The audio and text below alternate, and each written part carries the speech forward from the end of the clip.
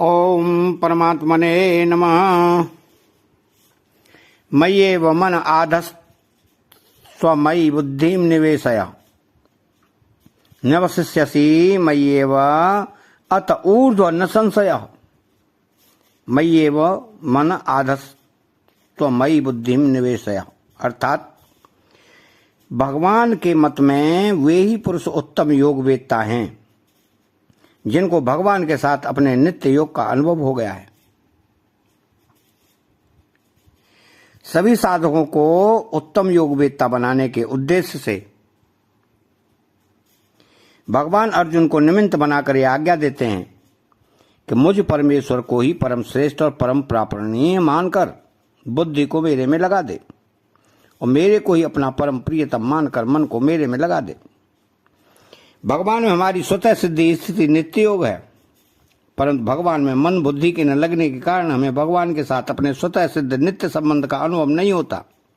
इसलिए भगवान कहते हैं कि मन बुद्धि को मेरे में लगा, फिर तू मेरे में ही निवास करेगा जो पहले से ही है, अर्थात तुझे मेरे में अपनी स्वतः सिद्ध स्थिति का अनुभव हो जाएगा।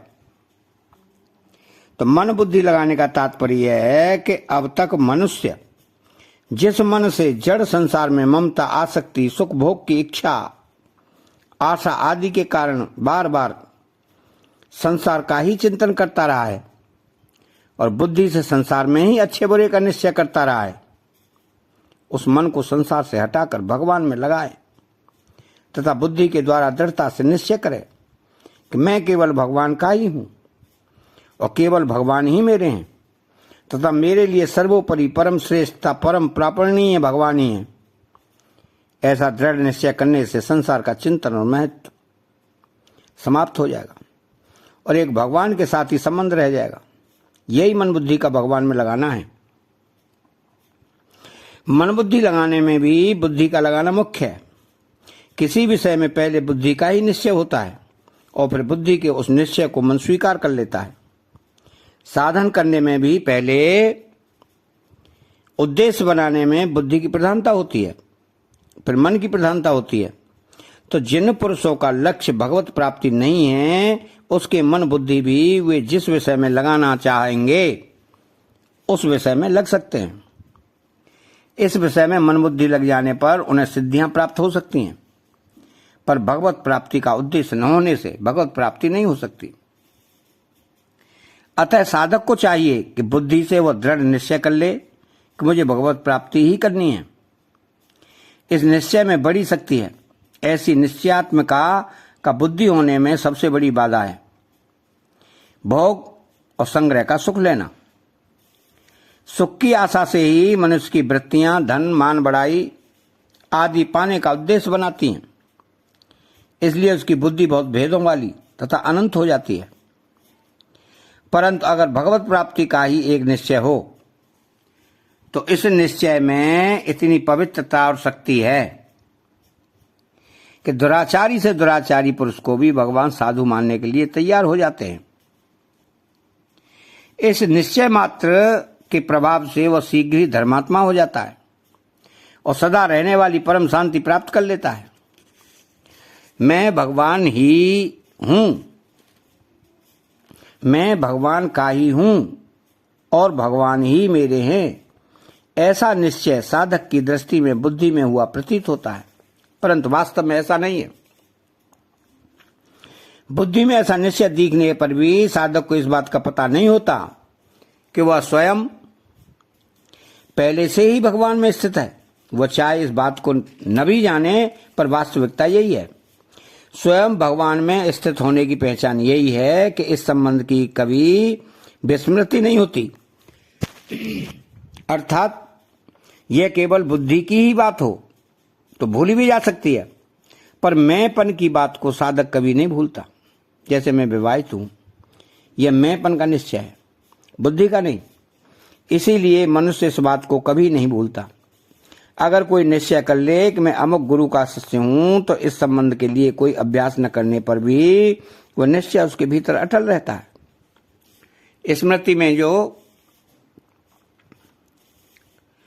स्मृति रहती ही है विस्मृति में भी संबंध की स्मृति का अभाव नहीं होता, क्योंकि संबंध का निश्चय मैंपन में है।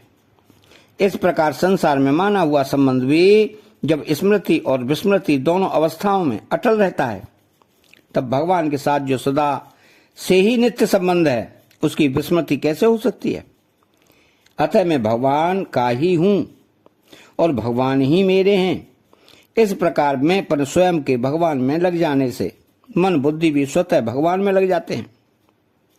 मन बुद्धि में अंतःकरण चतुष्टय का अंतर्भाव है कि मन के अंतर्गत चित्त का और बुद्धि के अंतर्गत अहंकार का अंतर्भाव है। मन बुद्धि भगवान में लगने से अहंकार का आधार स्वयं भगवान में लग जाएगा और परिणाम स्वरूप में भगवान का ही हूं और भगवान ही मेरे हैं, ऐसा भाव हो जाएगा।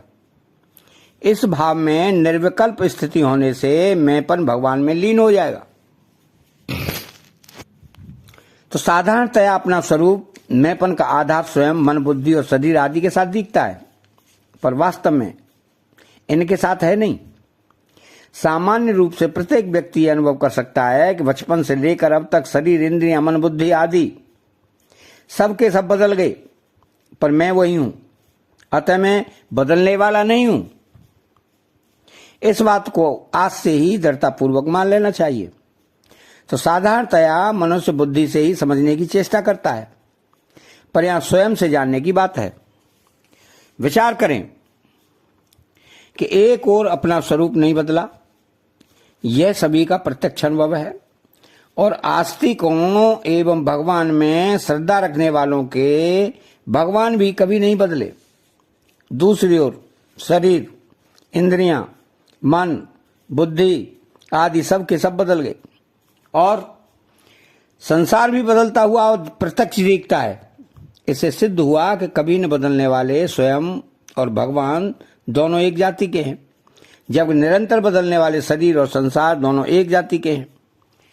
तो न बदलने वाले स्वयं और भगवान दोनों ही व्यक्त रूप से नहीं दिखते, जबकि बदलने वाले शरीर और संसार दोनों ही व्यक्त रूप से प्रत्यक्ष दिखते हैं। बदलने वाले मन, बुद्धि, इंद्रियां, शरीर आदि को पकड़कर ही स्वयं अपने को बदलने वाला मान लेता है। वास्तव में अहम का जो सत्ता रूप से आधार स्वयं है, वह कभी नहीं बदलता, क्योंकि वह परमात्मा का अंशस्वरूप है। तो वास्तव में मैं क्या हूं इसका तो पता नहीं, पर मैं हूं इस होने पर मैं थोड़ा भी संदेह नहीं है। जैसे संसार प्रत्यक्ष दिखता है, ऐसे ही मैंपन का भी भान होता है। इसलिए तत्वतः में क्या है, इसकी खोज करना साधक के लिए बहुत उपयोगी है। मैं क्या है इसका तो पता नहीं, परंतु संसार, शरीर क्या है इसका तो पता है ही। तो संसार शरीर उत्पत्ति विनाश वाला है, सदा एक रस रहने वाला नहीं है, यह सबका अनुभव है। तो इस अनुभव को निरंतर जागृत रखना चाहिए। यह नियम है कि संसार और मैं दोनों में से किसी एक का ही ठीक ठीक ज्ञान होने पर दूसरे के स्वरूप का ज्ञान अपने आप हो जाता है। मैं का प्रकाशक और आधार अपना स्वरूप चेतन और नित्य है। इसलिए उत्पत्ति विनाश वाले जड़ संसार से स्वरूप का कोई संबंध नहीं है। स्वरूप का तो पहचान भगवान से स्वतः सिद्ध संबंध है। इस संबंध को पहचानना ही मैं की वास्तविकता का अनुभव करना है। तो इस संबंध को पहचान लेने पर मन बुद्धि स्वतः भगवान में लग जाएंगे। तो निवसिष्यसि मय्येव अत ऊर्ध्व न संशयः। यहां अत ऊर्ध्वम पदों का भाव यह है कि जिस क्षण मन बुद्धि भगवान में पूरी तरह लग जाएंगे, अर्थात मन बुद्धि में किंचित मात्र भी अपनापन नहीं रहेगा, उसी क्षण भगवत प्राप्ति हो जाएगी। ऐसा नहीं है कि मन बुद्धि पूर्णतया लगने के बाद भगवत प्राप्ति में काल का कोई व्यवधान रह जाए। भगवान कहते हैं कि अर्जुन, मुझ में ही मन बुद्धि लगाने पर तू मुझ में निवास करेगा, इसमें संशय नहीं है। इससे ऐसा मालूम देता है कि अर्जुन के हृदय में कुछ संशय है, तभी भगवान न संशय पद देते हैं। यदि संशय की संभावना न होती तो इस पद को देने की आवश्यकता ही नहीं पड़ती। वह संशय क्या है? मनुष्य के हृदय में प्राय यह बात बैठी हुई है कि कर्म अच्छे होंगे, आचरण अच्छे होंगे, एकांत में ध्यान लगाएंगे तभी परमात्मा की प्राप्ति होगी, और यदि इस प्रकार साधन नहीं कर पाए तो परमात्मा प्राप्ति असंभव है। इस भ्रम को दूर करने के लिए भगवान कहते हैं कि मेरी प्राप्ति का उद्देश्य रखकर मन बुद्धि को मेरे में लगाना जितना कीमती है, ये सब साधन मिलकर भी उतने कीमती नहीं हो सकते। अतः मन बुद्धि को मेरे में लगाने से निश्चय ही मेरी प्राप्ति होगी, इसमें कोई संशय नहीं है। तमय्यर पिता मनोबुद्धिर्मा मे वैश्य से संशयम।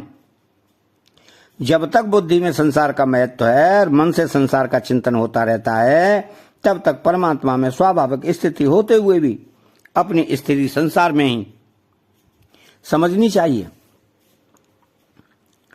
संसार में स्थिति अर्थात संसार का संग रहने से ही संसार चक्र में घूमना पड़ता है।